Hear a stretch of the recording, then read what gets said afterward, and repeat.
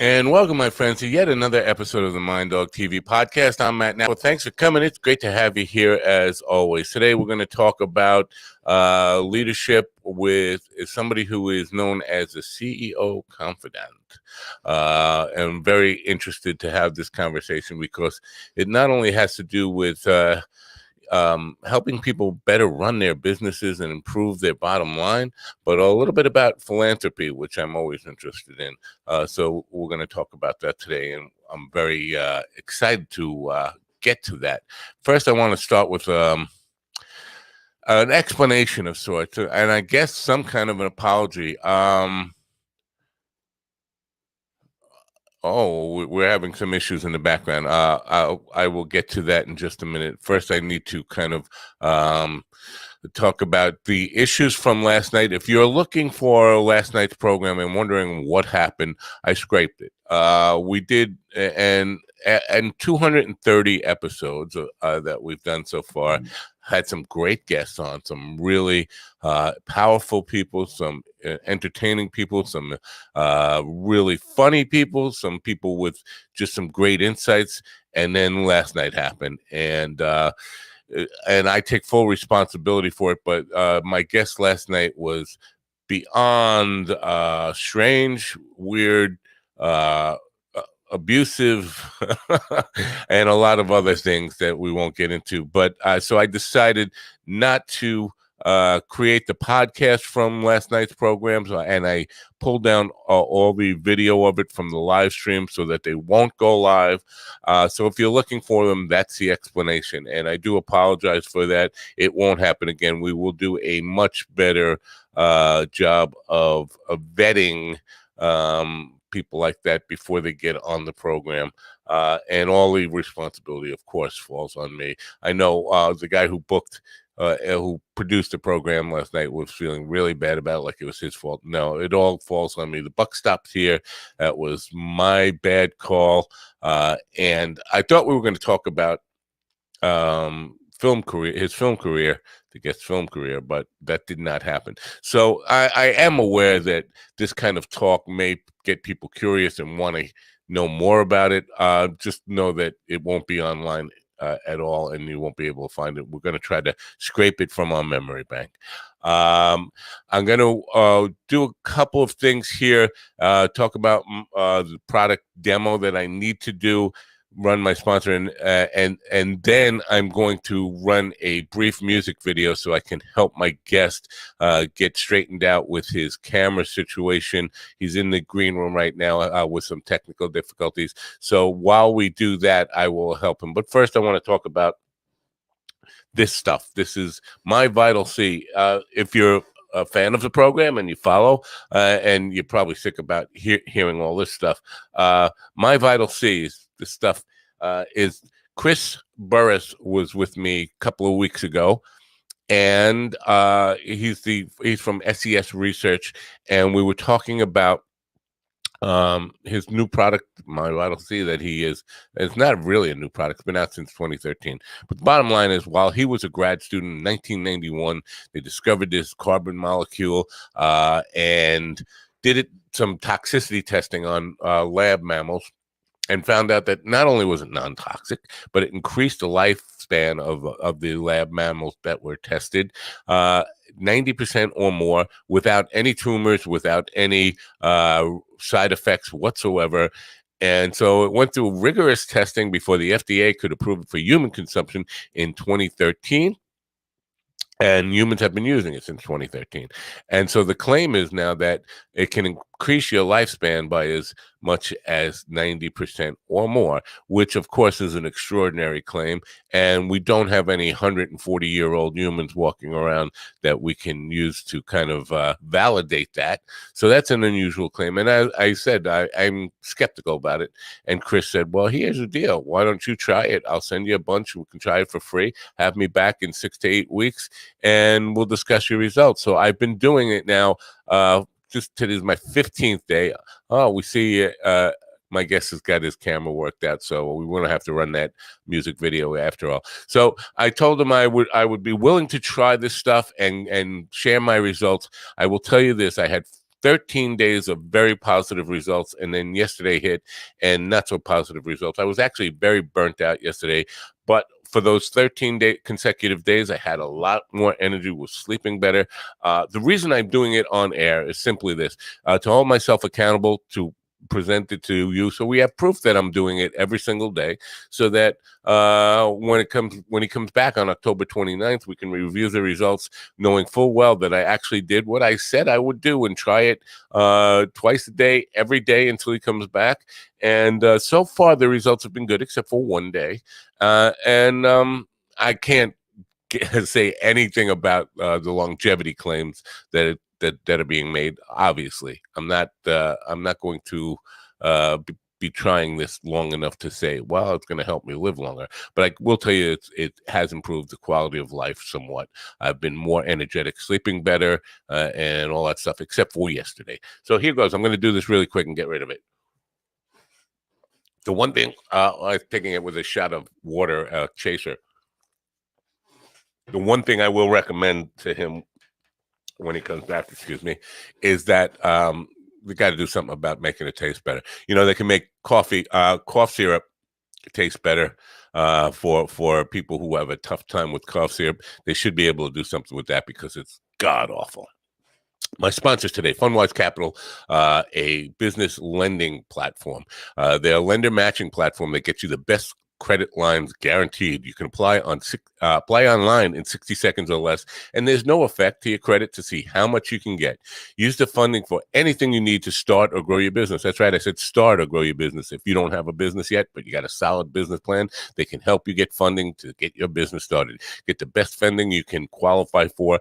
Their strategic lending matching platform searches through hundreds of lenders to find the best possible options for your unique situation. They have hundreds of 5-star reviews on Google, Trustpilot, and Facebook, and an A+ rating with the Better Business Bureau. They provide unsecured lines of credit at 0% interest for 9 to 15 months, unsecured term loans, loans based on your income, short-term gap funding, or bridge loans. They work with real estate, startups, as I mentioned, franchises and restaurants, any kind of businesses, any kind of project. To get started, it's really easy. Just go to apply.fundwise.com/minddog. That's apply.fundwise.com/minddog. The links will be in the description as always, and I do appreciate you patronizing my sponsors. I hope I get this name right because my guest was having some difficulties, and I haven't had the opportunity to ask him the exact pronunciation of his last name. I am going to take a guess here, and if I get it wrong, I'm sure he'll correct me. 𝐸𝐨𝐿𝐳𝐵, known as the CEO Confidant, is an influencer, international TV host, public speaker, CEO consultant, board member, and a philanthropist. In the last 25 years, Angel has empowered more than 1,500 CEOs in 33 different countries. He was born in near Barcelona, Spain, and has lived in 8 countries and speaks 5 languages. It's my privilege to introduce him to you. Ladies and gentlemen, please open your ears, open your minds, and help me welcome in 𝐸𝐨𝐵. Thank you very much. That was a pretty thoughtful introduction. Thank you so much for being so kind and so patient. Not only to you, but obviously to your audience. Thank you. Did I get your name right? Oh, absolutely. You did. Oh yeah. Good for me.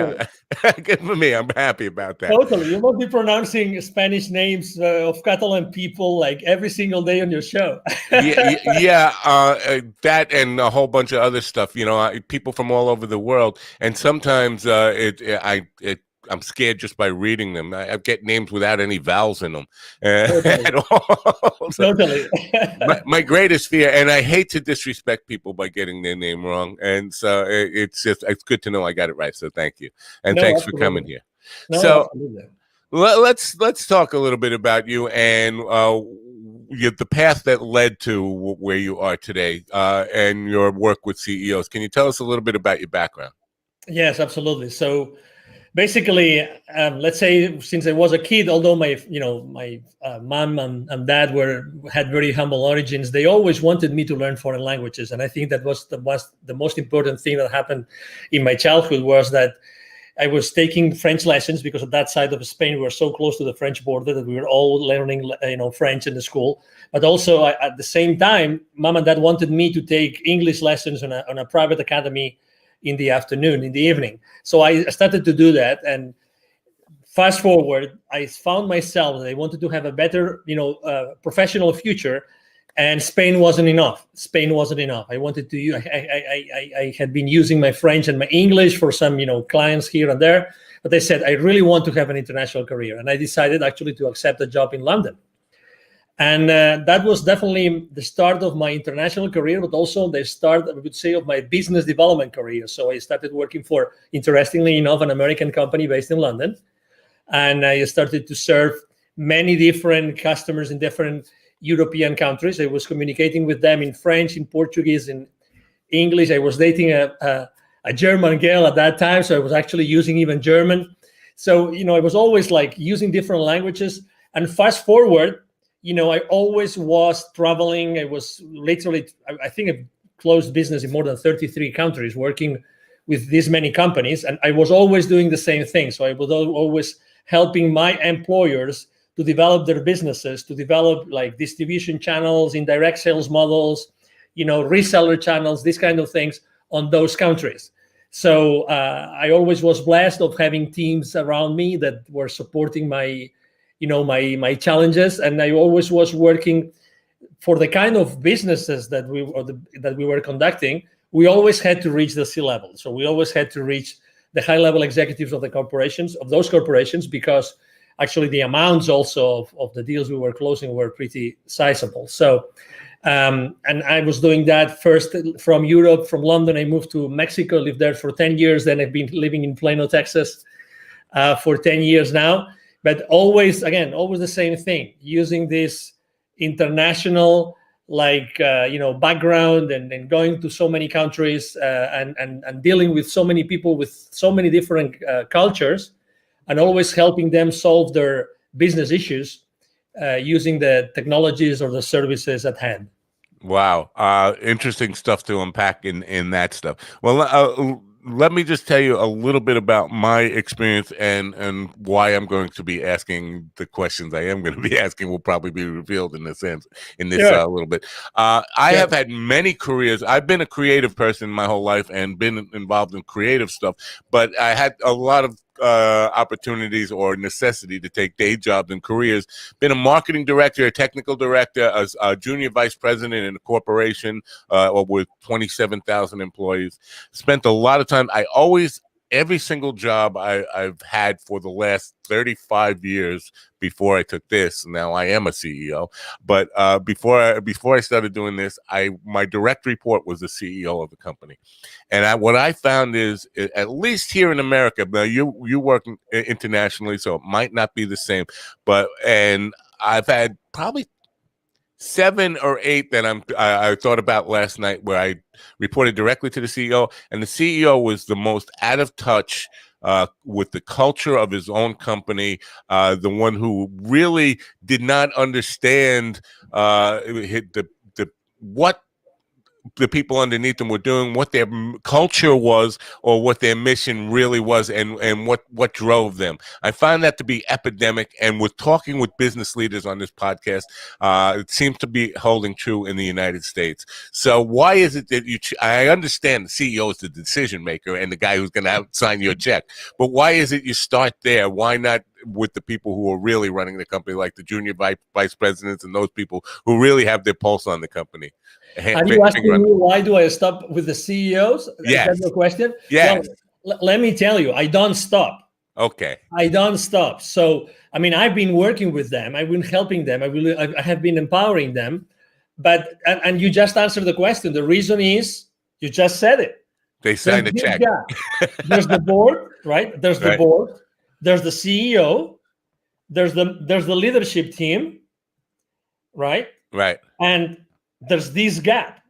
Typically, CEOs and boards are pretty aligned. Okay, let's put it this way. They're very aligned. Right. There's starting to be a gap between the CEO and his leadership team. Oh my Lord. The gap between the leadership team and the rest of the company is huge. Right. So that's why, due to the fact that we had to deal with these large projects and these large amounts and everything, large dollar amounts and everything, I had to necessarily work with them to have the sign off. But the nitty-gritty, the dirty work, obviously was done with the leadership team, and most importantly with what I call the business operators, the rest of business operators. But I am totally with you. And you know what?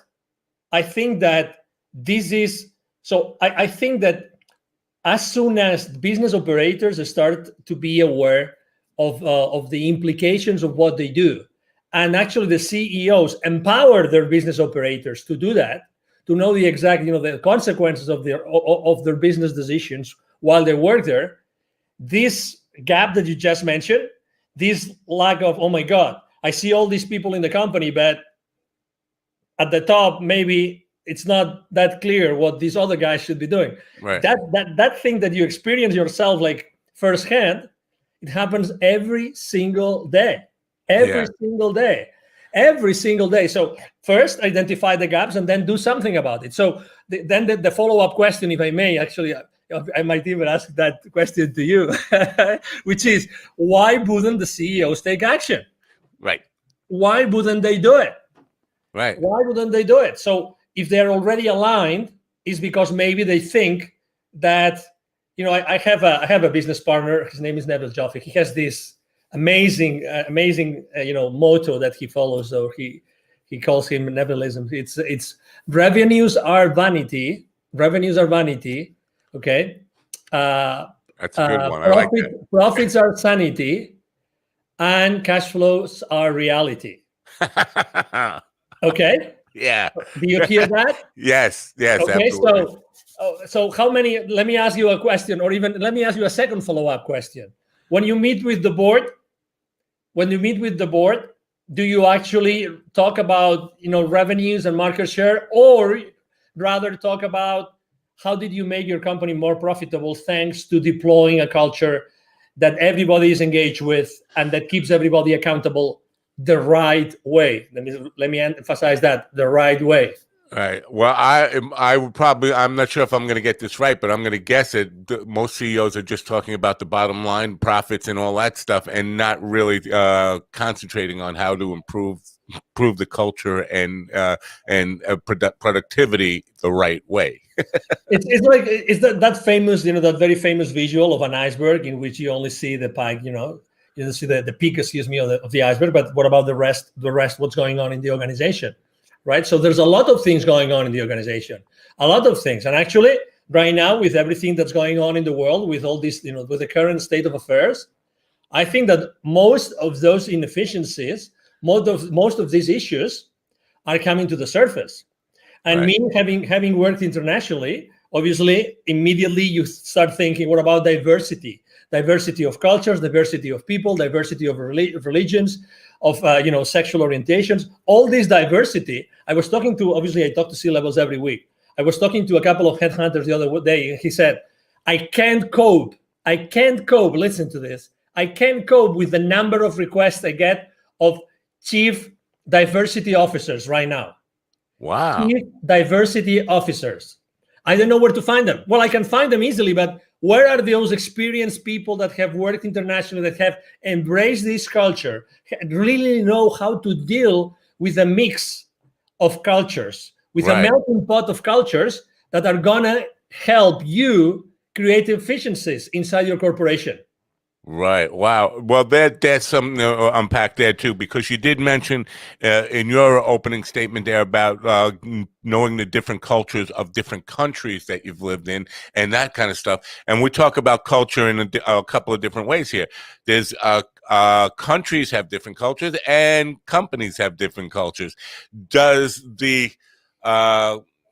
cultural influence of a company, is that affected by the country culture? Like, is culture, corporate culture, a bigger issue in the United States, say, than it would be in Spain or Portugal or France or wherever, or is it the same kind of challenge? Well, number one, definitely the country where let's say where the headquarters of that corporation is, and I have lived that firsthand. The country of the health, where the headquarters of this company is, definitely define the culture of the entire organization. Right. And I've myself lived in transitions. You might have lived the same experience. Transition of a company that was fully American, and transitioned. It was bought out by someone else in another country. I'm not going to mention it. And suddenly the culture started to change, and it was coming from this other country. Was it better? Was it worse? Well, you can't tell. You can't tell until you start seeing the consequences. You start seeing the implications. You start seeing how does that translate to the way you communicate with the rest of the people, with the rest of your peers, your managers, the people that report to you.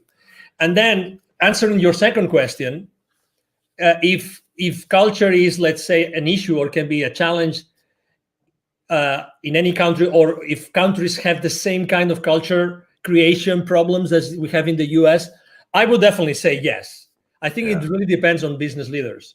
And I really think that, again, with all this current state of affairs, that's gonna help everybody a lot. I think that they are realizing that now that the people cannot meet and cannot see each other and cannot meet face to face, they're going to realize that the style of leadership of those leaders becomes much more relevant. You know, you were mentioning maybe they don't get it because they are on their ivory tower, right? You cannot be on your ivory tower anymore because you have to be in how many more times Zoom calls right now? How many more virtual events have you go through? Many more, you know, many more. Right now, it's impossible to hide. You can run, but not hide. I love that. But I'm not sure it's so much, and I'm sure the ivory tower part of it is definitely part of it. But I think, and you'll correct me if I'm wrong, but I think where a lot of CEOs go wrong, or where they go astray, is they start their company with a great what is the word I'm looking for? Intention. So they'll put together a mission statement that has this really glorified sounding and really well-intended statement, and they kind of start working in their business rather than working on their business, and so they're doing the things the tasks that a CEO would do, rather than look at the whole picture of what the company culture is and how it's evolving. Are we staying true to that mission statement that was written when we started the company, or was that just words that we put on a poster and hung over my door, and then now we're actually doing the work and forget about that? But everybody who comes into the company must at least read it and get to know what we were supposed to be about, but we forgot what we were about. And often, and I'm going to want to get to this, there is this idea of giving back in that original mission statement that is totally lost somewhere along the line. Few years in, and you find that your mission statement doesn't match at all what you're doing, and it's just words now. I think that's a big part of it. Do you agree? And if so, how do you get them back on track to that? Picture this, right? Let's say we have a startup CEO in front of us, okay? So it's a small company, fired up, this new concept, this new idea, they thrive over time, right? And they become this monster, right? There's 10,000 employees or company employees. One of the main differences that are lost in translation is the communication. Is the CEO still listening? Is the CEO still going around? Is the CEO still open to suggestions, open to listening? And I think that communication is one of the most important issues here, definitely, because are they open to receive? You know, it sounds like a self-help kind of tagline, but are they open to receive? Are they open to receive? If you start looking at every single, you've been a CEO, you reported to CEOs. What if you started to look at all the skills of everyone at the company, all the skills, not even the work-related skills? What could you do with those to make that environment even more engaging and more, more creative and even more even enticing to one another? It's like helping and caring for one another. So that's what it's lost. It's lost the ability or the willingness to listen to be open to receive what the rest of the organization is telling them. That's what you perceive. That's what I perceive. I perceive the same thing. Also, let me tell you that I don't think there are good or bad CEOs, or one strategy is good and the other is bad. I don't think so. I think that it's more what the CEO does with it. What do they do with it? I've seen the same strategy work for one CEO and fail with the other. Why? How was their team following them? Right. How was, how were the different levels of management following them? Did they know? You talk about the mission. Mission is nice, but if you asked, take any Fortune 5,000 companies, employees, take all those, I don't know, millions of employees, ask them, what's your company's mission? Would you guess a percentage? Would you guess a percentage of employees that would get their own company mission right? Probably very small. Very small, exactly. I stayed the last employer I worked for 11 years. 11 years. I was, the mission statement changed probably 2 or 3 times, maybe more throughout these 11 years. But regardless, let me tell you, I was repeating that mission statement on every single sales presentation to my clients or business partners, whatever that was. Again, do I remember that mission statement today? Right. I completely forgot. Right. So it's not only having one, it's also how the employees we are going to engage onto that mission statement. I honestly think that mission statements should be like effortlessly learned. If they are not effortlessly learned, they're not good mission statements. Sorry, I'm a little bit disruptive, so I have to tell you that.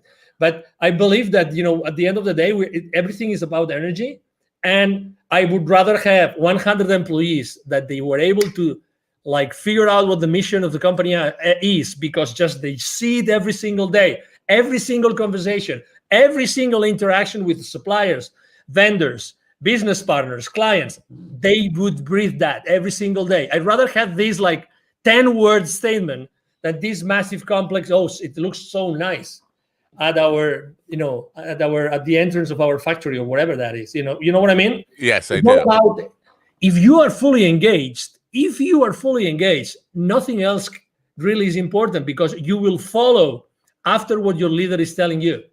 Right. So I just want to be clear on something. So, and I agree with what you said, but for our listeners, I want to be clear that a mission statement and culture are not the same thing, and that the mission statement should, and they're related, the mission statement should determine how the culture evolves of a company, but they're not the same thing. And so you talk about people who can't recite the mission statement, and that's very common. But I also find that many people can't identify the culture of a company. I'll give you an example of a small company I worked for, about 50 employees. That I walked through the door, and within 3 days, I could identify what their culture was, and it wasn't a good one. It was identifying problems, not identifying solutions. So everybody in the company, every one of those 50 plus employees, 52 or 53 employees, could tell you what the problem is with their job, why things aren't working, what their problems were with the customers.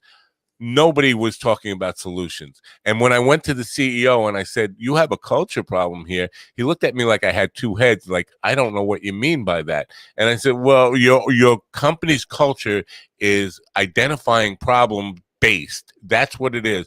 And so there's no moving forward in that. There's no solution based people here that are looking at something and saying, here's how we solve this problem. You have 50 people, and identifying problems is easy. Anybody could do that. You want people who are solution based. So that is common. So identifying being able to recite the mission statement is nice, but identifying your own company culture is even more important, don't you think? Oh yeah, I agree totally. What I was trying to say is that there's this disconnect, right? How many hundreds of thousands or millions of dollars have been spent just in our country hiring someone to come up with a wonderful mission statement? Would you agree with that? Yes. Yeah. So I guess there's a reason to do that, right? I mean, I guess there's a reason, because, we want to make sure it's the most, people get excited about it, and everybody, is behind this mission statement. But again, at the end of the day, it doesn't have a real impact in the company. But right. I agree with you completely. I mean, culture is something which is more difficult to create. It takes time.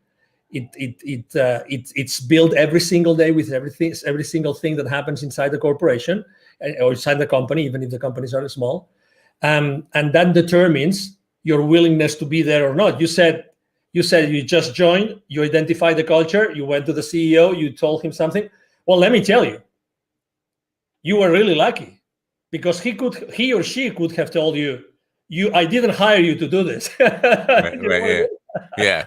So it wasn't that bad because at least, okay, so it is what it is, right? But I didn't hire you to find problems, but actually the culture was to find problems. Well, he did hire me to straighten out his marketing department, and that was part of the solution to straightening out his marketing department was getting everybody in the company working on the same page, because what he had was marketing department creating its own culture and the subcultures within it, but everybody had the unique situation of identifying problems without solutions. But the marketing department had one different belief of what they were working on. The operations and the collections department had a whole different, and sales team had a completely different culture. And so we were going in a lot of different ways. So in some ways, he did hire me actually to at least figure out what his problems were for him and find out how we should address it.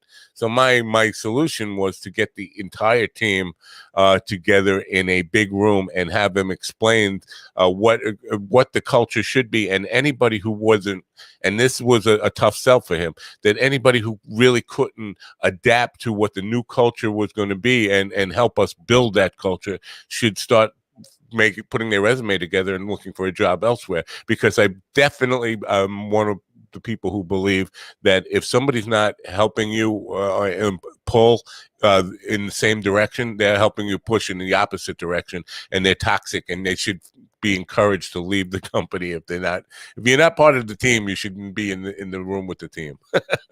What's coming to me as I'm hearing you is I think that the quality of the questions you ask your team also define the results that you get from them. Right. And we tend to use, myself included, obviously, we tend to raise the wrong questions.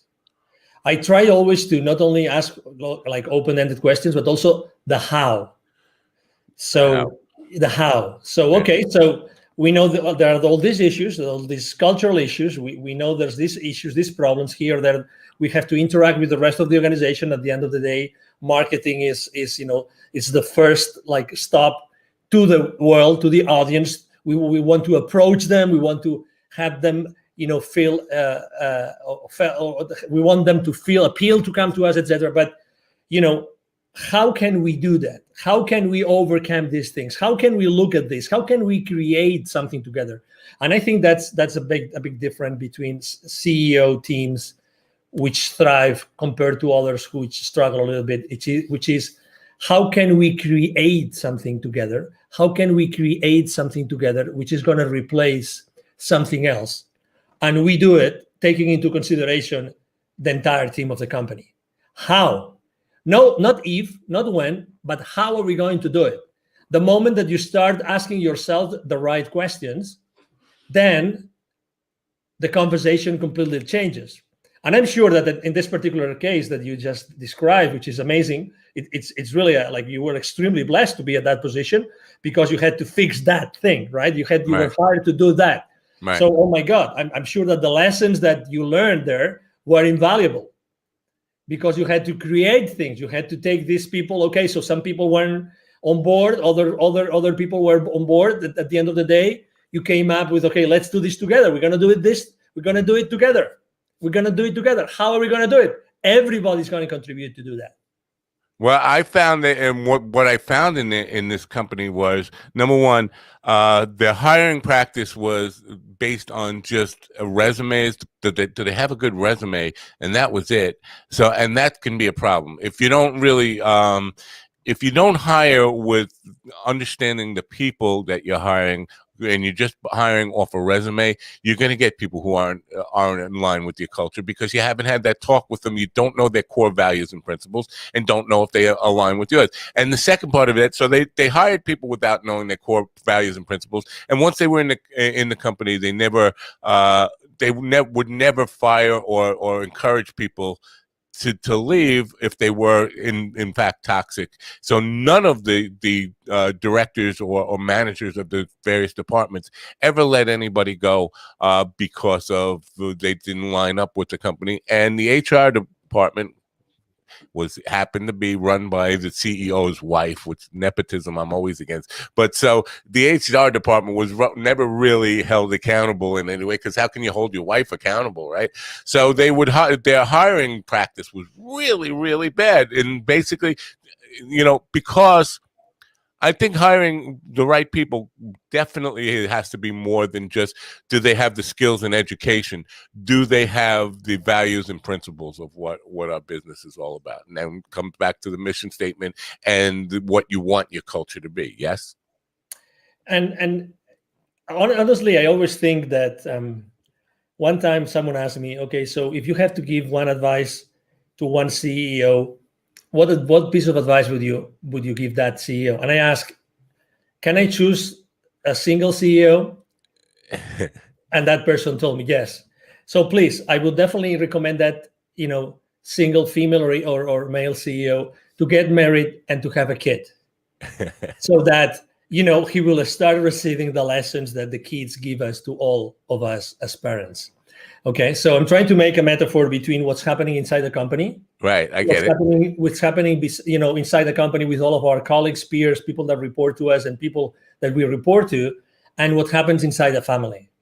Never underestimate the power of someone working with you or for you.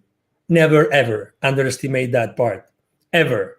Because there's always something that can happen. There's always some experience, some part of the creation process that you are undertaking with them to create, in this case, for instance, a new marketing strategy that can change this, can change the future for that company forever. So I see the same thing. So I understand it's true. I mean, not every company is hiring, for attitude, let's put it this way. How important is the attitude? If someone is willing to change, if someone is enthusiastic, if someone brings to the company every single day, they are pumped, they're fired up. Let's do it. I make mistakes, but I move on. I respect everybody. I honor the support I get from everybody. This gentleman, maybe, or this woman this lady didn't have this resume, which was amazing, right? According to the credentials written, but probably, this lady or gentleman, they might have this amazing attitude that's going to make all the difference. Right. And you know that when you have your team meetings, right? You have your team meetings and you have plenty of people around your table. How important is the excitement? How important is, yes, we're going to do this. Come on, we're going to have a great meeting today. And you talk about your wife, your dog, your weekend, your whatever that is. This is really, and again, this is something I'm seeing today. I think that we have to bring our personal life more into our business world. Listen what I'm saying. I agree. Yes. Honestly, I mean, even if we are now working remotely, it doesn't matter. Hey, we are human beings. Why do we have to leave our human personal life out the door when we get into the building, our company building? Hey, we are human beings, and I'm going to be a much better contributor to your team as much as I feel recognized and as I feel that I'm a human being that you really take consideration after, or you are considerate with me. If that happens, I'm going to give you 1,000% every single day. Why separating those two things? Why?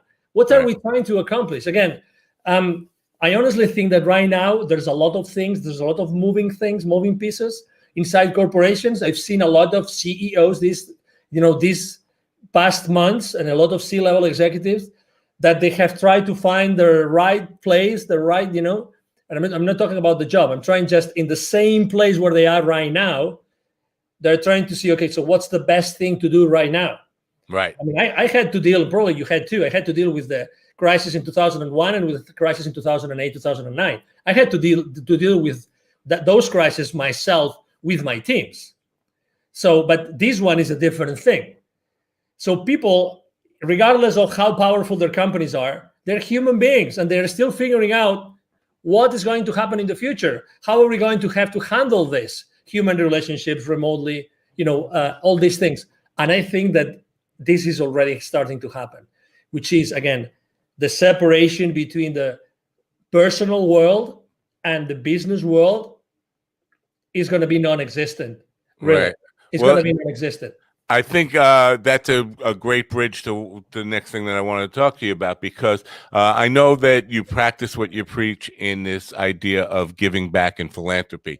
And I think when you do that, when you include philanthropy as part of your company culture, you get people who have passionate about causes in their personal lives, now putting that energy of that passion from whatever the causes are into your company and help building. Can you talk about that? Totally. And not only that, because imagine that you know that some of your direct reports or colleagues or even supervisors, you know that they're going through something which is really hard for them. Right. Right now, for instance, death is on the news. Like, death is everywhere. Right. Someone that is suffering from something. So just having a reconforting conversation with someone can make a big difference. Just this small conversation, 30-second conversation. Hey, I don't know what's going on. I perceive that something is wrong. Hey, I'm here. Even if it's your boss, why not? Why not? I'm here to support you. I'm here to be there with you. So again, become more human. And to your question, I mean, the reason why I started to diligently giving back to the community was because I was traveling so much, and I was seeing so many, communities that were in a hardship, like underprivileged communities, and more importantly, a lot of kids that had to work, a lot of parents that would use their own kids to do things that they shouldn't be doing, a lot of kids outside the manufacturing plants where I would go to see the managers of those plants. I would see all those kids around those plants asking me for hey, would you buy some gum from me? Would you allow me to keep your car safe while you are inside, so you give me some pesos, these kind of things. So I was so exposed to the realities of this world, which is inequality, right? So right. You can be on the same street, and in 30 seconds of walk, you have the CEO of a multi-billion-dollar corporation, and you have a kid offering you to clean your windshield, kind of thing. So I was seeing that in Latin America all the time, like for years. For 15 years, I was seeing that all the time, until I decided to take action. And I actually had a spiritual experience that triggered my change, my transition, the moves that I made personally and professionally.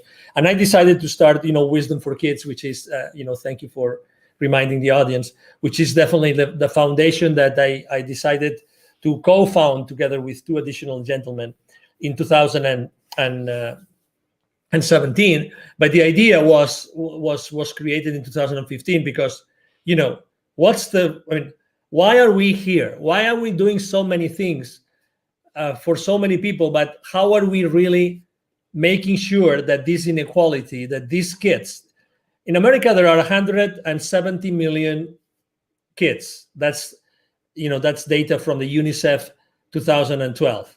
170. 81 million live in poverty. 81 million. Wow. 81 million live in poverty.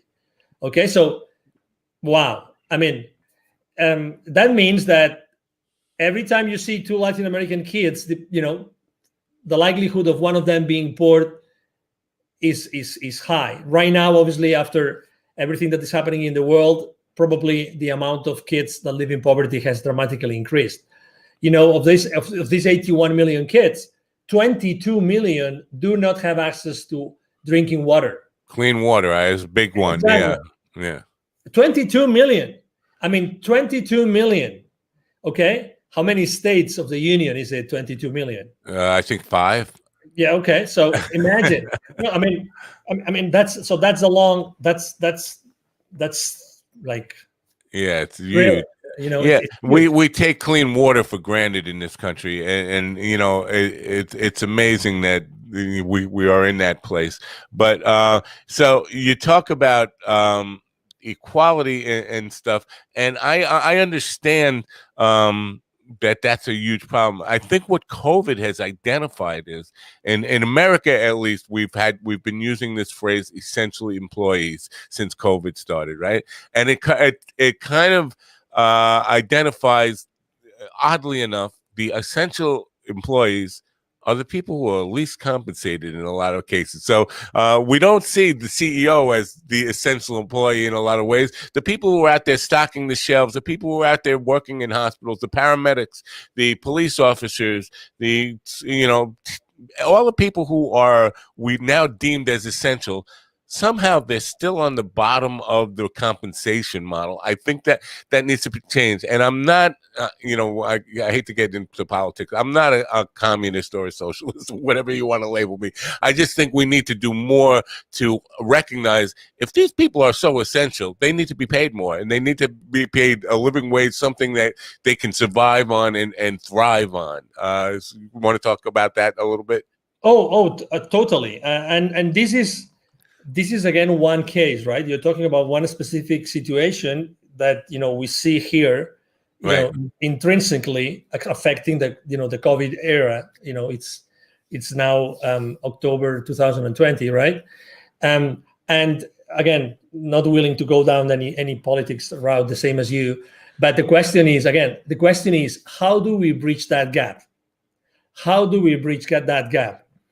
Only a few minutes ago, I heard a very famous TV host talking about a fiasco with a former guest, right? That wasn't intended. That wasn't right. The other day, I was invited to a show, and that host was at the antipodes of you. Okay, so he was trying to get me in the trenches of polarization since second one.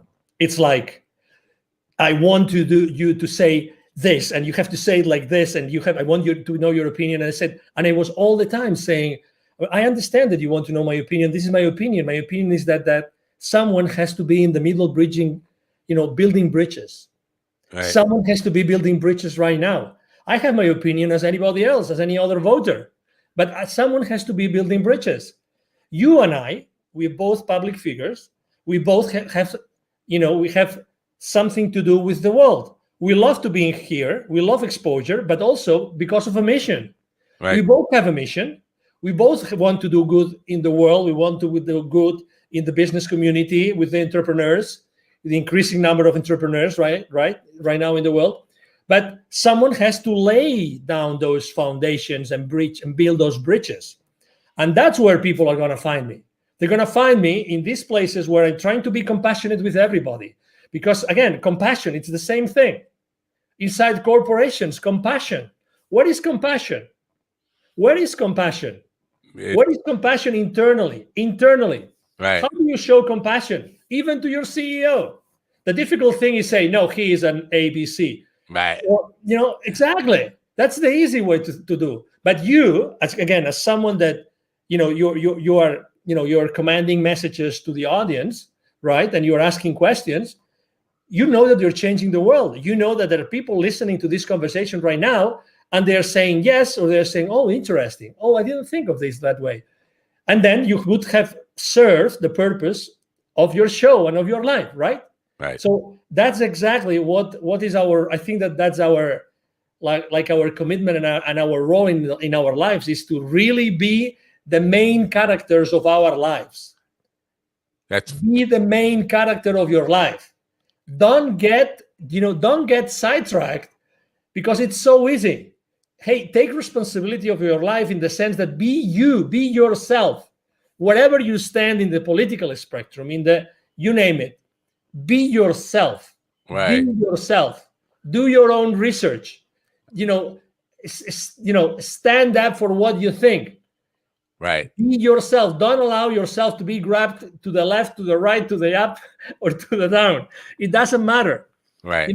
That's why obviously every time I have the opportunity of being able to answer questions like yours, I'm so thrilled. Well, I would call what you just described being authentic. That's how I would label. Be authentic. And there is a great power in that, I think.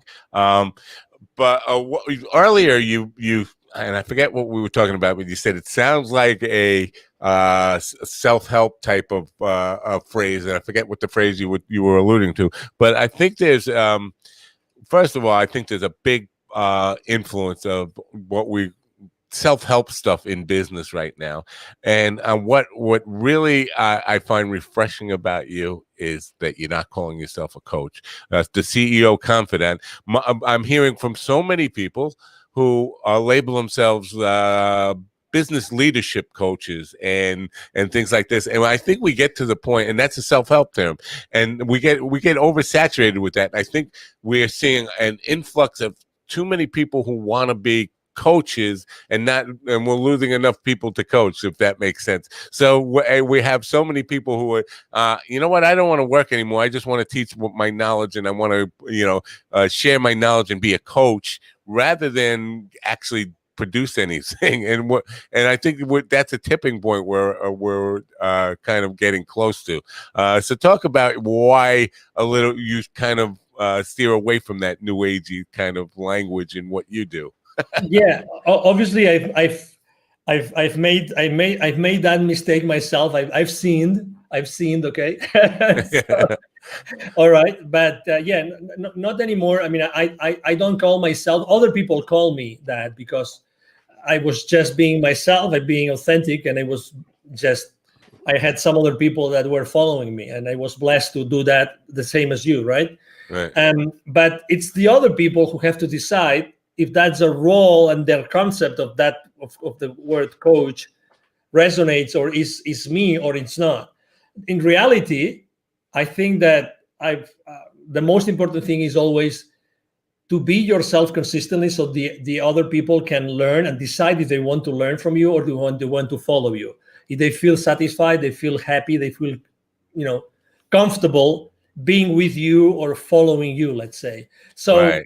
Are there a lot of people calling themselves coaches and maybe they're not coaches or they don't know what they do? I mean, I've been there. I've made mistakes. I've been fragile. I've done lots of things that they should have never done. And obviously a lot of people right now need to make, their ends meet, right? They have to have their ends meet, and they have to teach and everything. But I'd rather be teaching. I'd rather be teaching and training, let's say, than being coaching. Although right. I recognize that asking questions is the most powerful way to get into someone or something. Right. Asking powerful questions. Powerful questions. I agree. Definitely. Asking powerful questions. So, and because you are a host, so I mean, you do this every day, and you are asking me questions, obviously, that are making me think and consider my own reality from a different point of view. Right. Not everybody's able to do that, but that powerful questions can completely change the game at your guest's mind, but also at the way that your audience is listening to the conversation. When you are in a position, you're an entrepreneur or you are a manager or a leader, and you have a team under you, it's the power of your questions which determines the relationship you're going to have with these people and how you're going to create together with them. Yeah. The power of the questions. The power of the questions. You probably had, I don't know if you've ever co-hosted with someone, probably you have, a show. I always have a hard time doing it. You know why? Because right. Unfortunately, my co-hosts tend to want to make very long questions, like 1 minute long questions. And right. I hate that. I invited someone because I want my audience to learn from that person. If they want to learn from me something, they have two options. They will ask me questions, or they will get into one of my monologues online. You know what right. I mean? Yes, I do. I want to stay away from there, but I still want to ask difficult questions. And sometimes I get comments from my audience, the same as you probably. Oh, that was a great question. And I didn't think about that question. It was just, oh my God, when you said that triggered me that other thing. And then I said, oh, let's ask that. Exactly. I have a reel that I put together. It's called Questions, and it's just a reel of people reacting to the question I asked them. That's a great question. Nobody's ever asked me that before, and that kind of, and it's just one after another other that, and that I take great pride in that. When I get a guest to say that's a great question, I have to think about that. I say, I know I've done my job. I know I've done what I'm supposed to be doing here. I made them think about something rather than just route answers that you answer in every interview one after another. So I appreciate that answer. And you talked about, and I just want to address something you said earlier about empathy or sympathy or compassion is the word you use for your CEO. Somebody who was on about 2 weeks ago, I guess now, said to me that she was reading off statistics, and she said 71% of people working in America said they would take a pay cut if it meant they get their CEO fired. And I'm thinking, wow, that's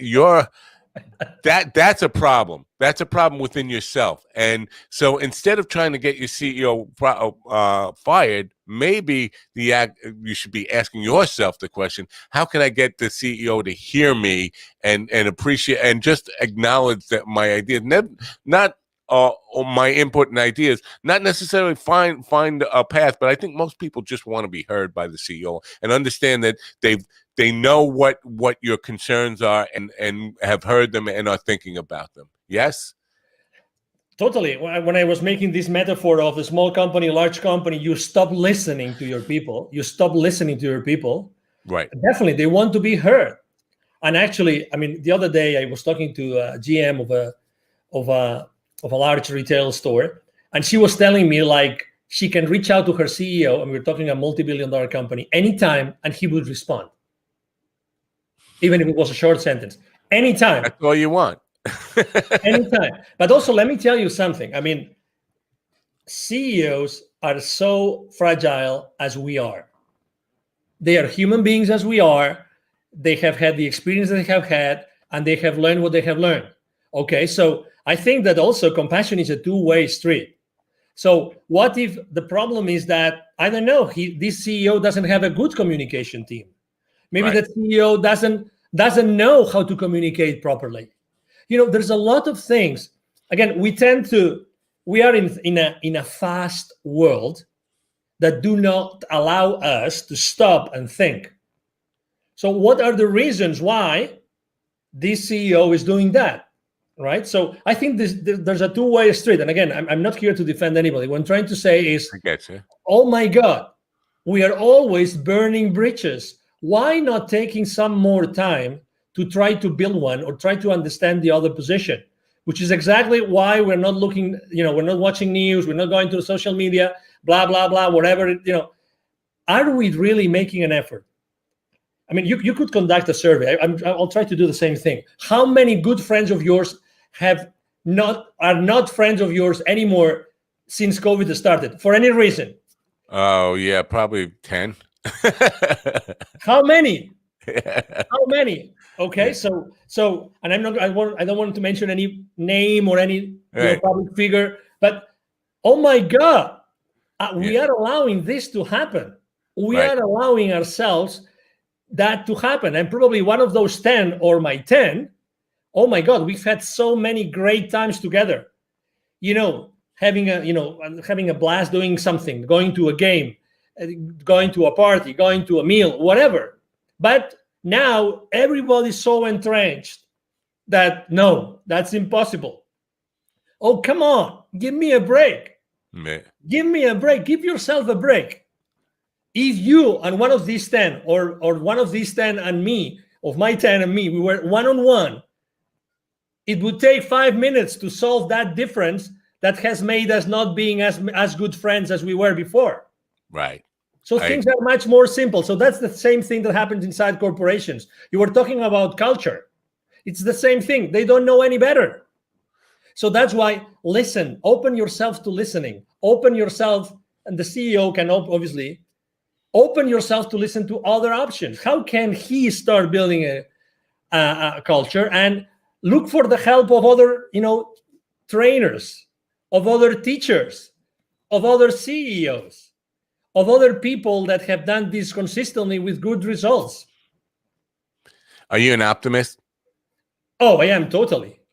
Good. It's good to hear. I like when people don't even hesitate with that question, and they come back with. Usually, it's they don't hesitate, and they come back with, "I'm a realist, not an optimist." But I appreciate an affirmative, quick answer, no matter what. So I have your link follow up on the screen. I'm thinking that's the best way for people to Yes. find out more about you and get involved with you. Well, and it will be in the description, of course. What is the best route for people who want to know more about you or get involved with you? It'll get you involved in their business. Thank you very much. The easiest way is, you see my name here, right? 𝐸𝐨𝐿. So my email address is very easy. It's angel@𝐸𝐨𝐿.com, which is my first name, last name.com. angel@𝐸𝐨𝐿.com. The link that you see here, there, hold on, there. There. Right. Exactly. So the link that you see there actually takes you to all my social media outlets. Right. So you will see what I do on LinkedIn, which I am consistently there. I'm posting every day. But you will also have access to my nonprofit website, to my Facebook page, to my Instagram page. I have a pretty consistent public campaign going on about really sharing good ideas that unite us all, regardless of where we stand. Good stuff. And it's a great way to end this. Angel, I thank you so much for your time and insight today. We're out of time, but I would love you to come back sometime and have this discussion and go a little bit deeper as time allows and your schedule allows. But I really appreciate your time and insight here today. And thank you so much for coming. No, thank you very much, Minddog, for having me here today. Yeah. And obviously, thank you very much to all the audience for having the patience of following us. And it will be obviously a pleasure to be one-on-one with you. Thank you. Great. Thanks. Bye for now.